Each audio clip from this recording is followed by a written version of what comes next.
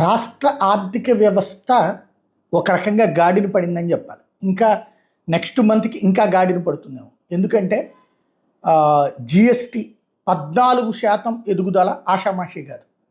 14%. అందులో క్రిందటి నెల ఏ సంక్షేమ పథకాలు వేయలేదు. అంతకుముందు సంక్షేమ పథకం వేసినప్పుడు రావటం, లేదా తల్లికి వందనం వేసిన టైంలో జీరో గ్రోత్ బట్ 3 కోట్లు రావటం ఇట్లా సంభవించింది. ఇప్పుడు ఏకంగా 14% రావడం అన్నట్టు. అంతకుముందు ఒకసారి ప్లస్ వచ్చినటువంటి సందర్భంలో ఏదైతే రిజిస్ట్రేషన్ వేగంగా చేయటం, లేకపోతే మద్యానికి సంబంధించినటువంటి డబ్బులు రావడం అట్లాంటి వాటి వల్ల సంభవించింది.